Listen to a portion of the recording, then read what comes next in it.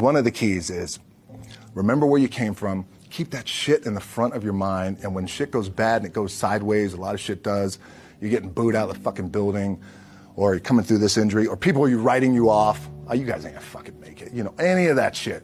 You gotta keep it in here. And it really has to, it should drive you.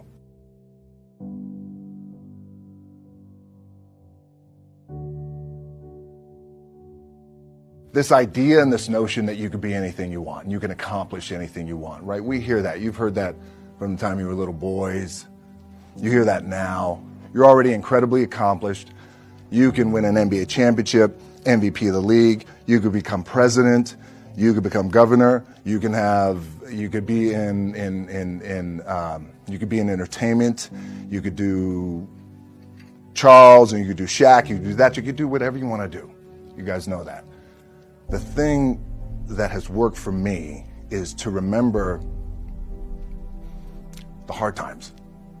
So, and I'm sure you guys all have your processes. And again, I'm going to tell you what's worked for me.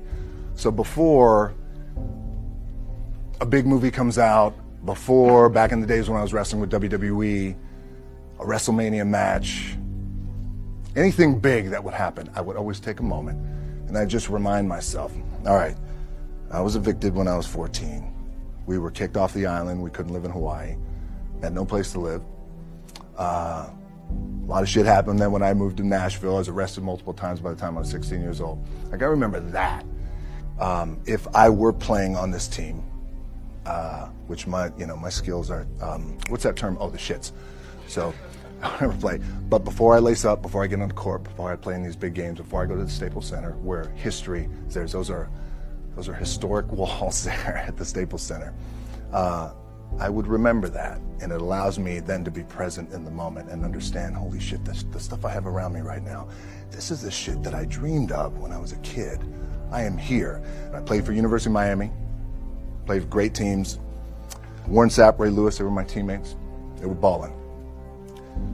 Warren Sapp was playing tight end that time. I was starting defensive tackle. Yeah. They moved him over to D-line. And he looked at me, he's like, yo, dude, I'm gonna take your spot. And I said, you ain't taking my fucking spot.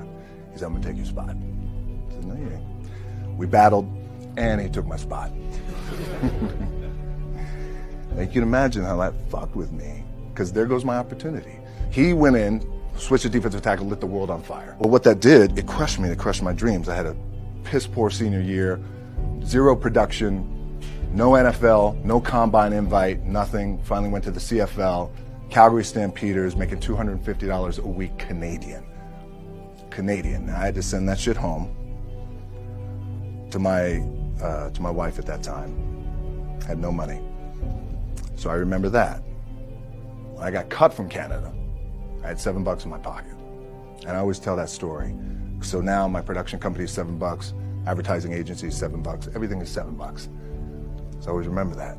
What helps me is to keep the hard times in the front of my mind, because it allows me to go into these big moments that I've worked my ass off, and you guys have worked your ass off. It allows me to go into these big moments with a different perspective.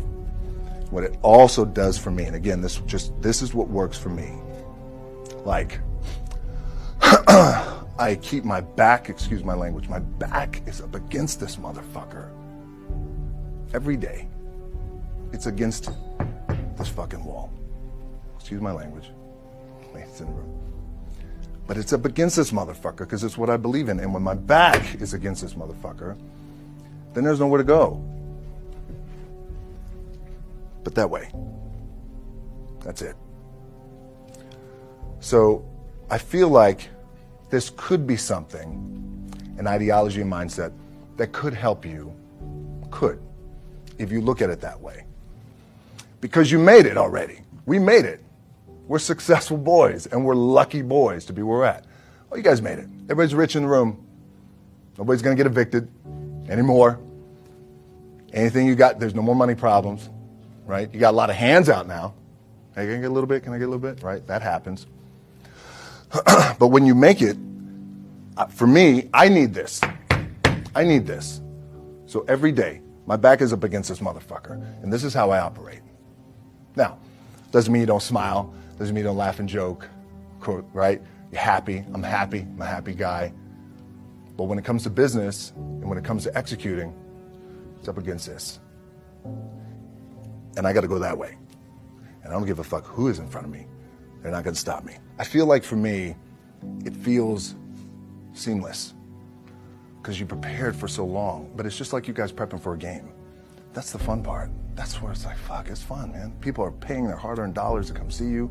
They're cheering. They're going bananas. They're booing the shit out of you or on the road. That's fun. That's what you live for. I mean, that's the juice right there. The prep is where the character is made.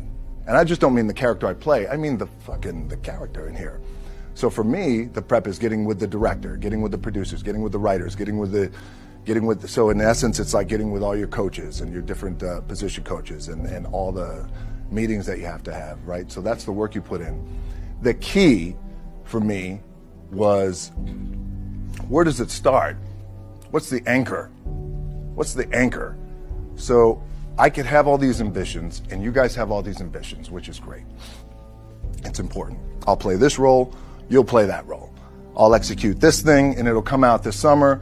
You guys will execute this thing during the summer, right, when it's time to really put in a lot more work.